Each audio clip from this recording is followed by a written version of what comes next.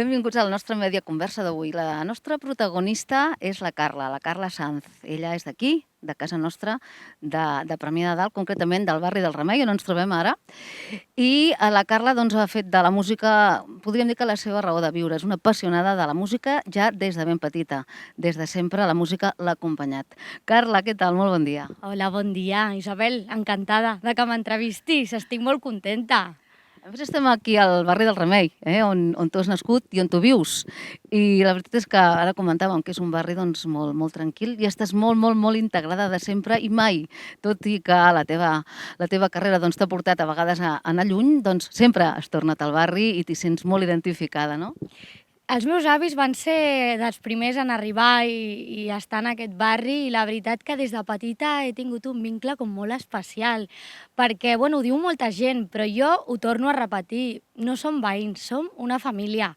Llavors, és que el meu cor sempre em porta a estar a la comissió de festes, a estar organitzant coses i ara, fixa't, amb el jazz infantil, que tinc un grupet de nenes moníssimes, estic allà ensenyant-los dansa i, ens ho passem pipa. Molt bé. Dèiem, Carla, que tu des de ben petita ja vas tenir molt clar, o ja vas veure, no, que la música era el teu. No només la música, sinó també la coreografia, també la dansa. I quan te'n vas adonar, Carla, que realment això és el que t'apassionava i que ho necessitaves? Pràcticament com una necessitat vital, no? Doncs fixa't que jo, des de ben petita, sempre m'ha agradat. Però sí que és veritat que ho portava com molt a dins, els meus pares sí que a casa, perquè evidentment viuen amb tu 24 hores, i deien, esta niña va ser artista.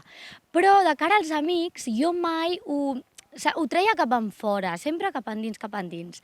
I de cara a l'adolescència, me'n recordo que a les festes d'aquí, del barri del Remei, em va proposar l'Anna Mari Coelho cantar La xica Yeye, amb una orquestra que venia a les festes i tal.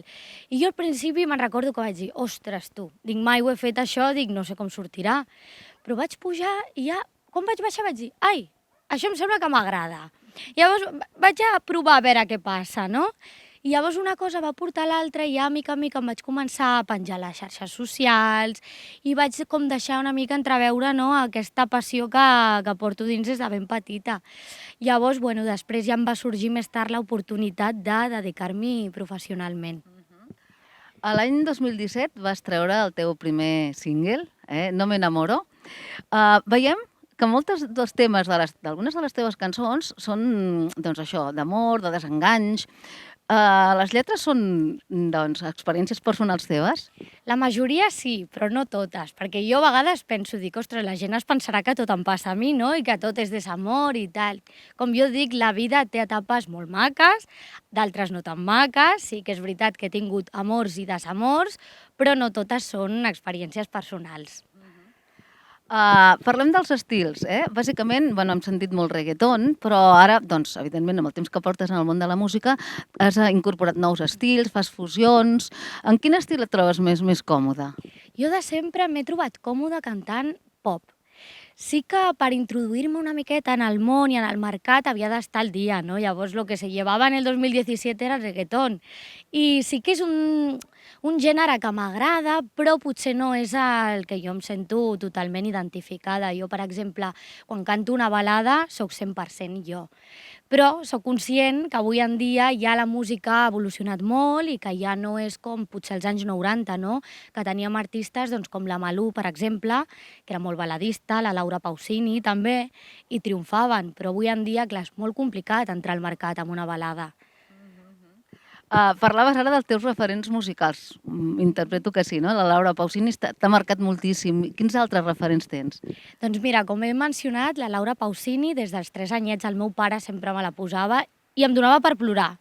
I llavors el meu pare deia, ostres, que raro, li poso el casset i plora, però potser aquí també hi havia aquesta connexió d'artista, de sentir una miqueta la música i les emocions.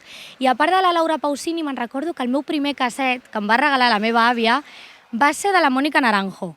Llavors és una artista que a dia d'avui continuo, si puc anar a un concert vaig, a xarxes socials sempre estic a tope, m'encanta la Mónica Naranjo, la Merche també m'agrada molt, i així internacionalment, per mi la diva de les divas és la Beyoncé. La Beyoncé m'encanta. Però serien una miqueta elles els meus referents musicals. Parlaves també, Carla, de les xarxes socials. Tu hi estàs molt posada, tens molts seguidors a les xarxes socials. Amb el YouTube doncs, tens moltíssimes visites. Ha estat un tema que t'ha projectat moltíssim, no? Exacte, bueno, les xarxes socials créixer no és fàcil. Sí que és veritat que arrel d'anar a treure les meves cançonetes i fer cosetes, doncs la gent al final et va seguint. Quan vaig fer la meva primera gira per Espanya, la gent després potser no em posava encara, perquè jo no era un personatge de tele, però després la gent va corrents i busca i diu a veure què fa aquesta noia, llavors et segueixen. Però és complicat, créixer a les xarxes socials, però jo estic molt contenta. Amb els petits seguidors que en tinc 10.000 i pico a Instagram i després a TikTok són 22.000 o així, jo dic, som com una petita família, no? Una petita comunitat. Parlaves també de tele. Tens una experiència amb Paz Padilla que sembla que t'ha marcat molt i que, a més, n'estàs molt contenta, no? Sí, bueno, per mi ha sigut una de les experiències més maques de la meva vida. Me'n recordo que vaig fer el càsting i, clar, jo no les tenia totes de que m'anessin a agafar, perquè es deu presentar moltíssima gent. I el següent dia de fer el càsting em truquen i em diuen «Estàs dentro?» em vaig quedar sobtada i dic, bueno, pues para Madrid otra vez. I, bueno, quan vaig començar la gravació i tal, sí que em vaig adonar i vaig dir ostres, m'agradaria fer més cosetes de tele, no? Em vaig sentir còmoda en tot aquell ambient.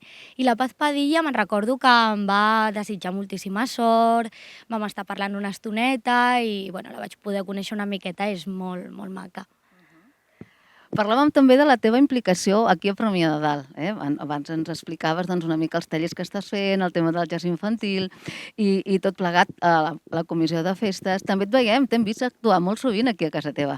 Ets profeta a la teva terra, no?, en aquest cas? Bueno, jo aquí al poble em sento supervalorada, estic molt agraïda, a tots els esdeveniments sempre em truquen i si vull participar, i jo la primera, m'apunto a un bombardeo, m'encanta. I estic molt relacionada doncs, pel que et comentava, no? També a la comissió de festes, el meu avi ja en el seu temps també estava a la comissió de festes i és una miqueta no? El seguir-li també amb ell tot el que ha fet i bueno, les nenes que tinc, com et comentava, elles, donde voy, les fans número 1, sempre estan allà, a primera fila. No fa gaire que has estat a l'Ulisses. Sí, quina experiència tan guai.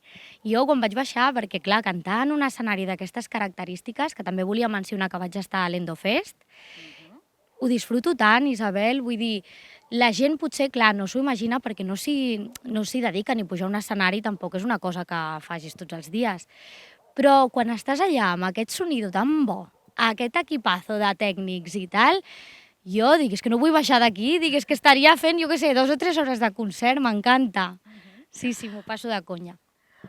Carla, explica'ns una mica què estàs treballant ara, què estàs fent a nivell de projectes musicals. A nivell de projectes musicals estic composant. Sí que és veritat que abans potser treia 2 singles a l'any o així, però ho vaig deixar de fer perquè al final no vull que es quedin les cançons com el tintero, no? La trec i ahí se queda. Llavors em vull estudiar molt bé, no? De cara a la pròxima cançó, quin estil realment vull treure, si vull continuar amb l'última fusió que va ser en flamenc, o vull provar unes altres fusions, perquè ara mateix el que es porta moltíssim és electrònica. Veiem grans artistes com l'Aitana, per exemple, que s'estan reinventant una altra vegada, no? Que venen d'un gènere també com molt llatí, i ara el tecno està que no veas. Llavors, bueno, provarem a veure d'introduir una miqueta de fusió entre tecno i pop, a veure què passa. Tu poses la lletra moltes vegades, o gairebé sempre, no? I després tens uns productors. Explica'ns una mica com es treballa. Doncs mira, jo començo la part creativa de les lletres. Les lletres comencen al meu cap. Llavors, potser un dia em sorgeix una frase, l'apunto.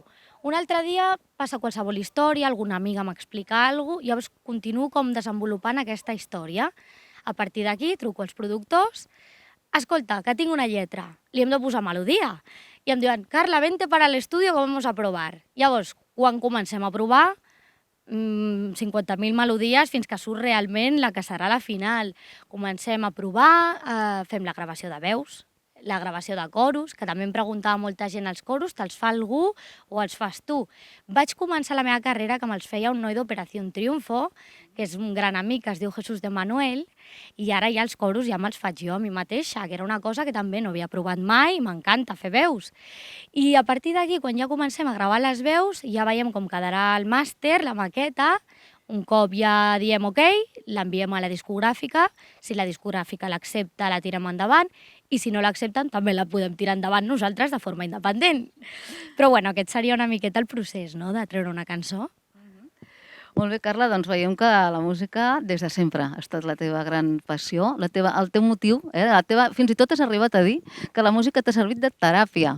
Sí, la música per mi és una teràpia impressionant. Vull dir, quan tinc un mal dia, jo em tanco a la meva habitació, em poso els meus auriculars i desaparece todo lo malo.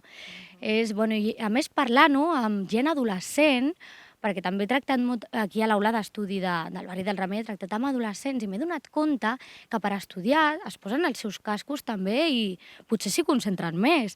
Llavors dic, ostres, jo pensava que potser era l'única que s'encerrava i no, hi ha moltíssima gent que també suposo que per treure els seus problemes i per netejar una mica les seves emocions els hi va molt bé. Doncs, com dèiem, la música, el teu motiu pràcticament de viure, la teva teràpia, la teva passió. Nosaltres estem encantats de que ho hagis compartit avui amb nosaltres, que hàgim conegut personalment la Carla Sanz, que l'hem vist actuar moltes vegades, que l'hem vist aquí al poble, que està molt implicada i t'agraïm moltíssim que ens hagis acompanyat avui. Jo també estic molt agraïda i gràcies també per permetre'm obrir-me una miqueta i expressar totes aquestes inquietuds i tota la meva carrera musical fins ara i així que la gent també em pugui conèixer una miqueta més, no? Moltes gràcies, Isabel.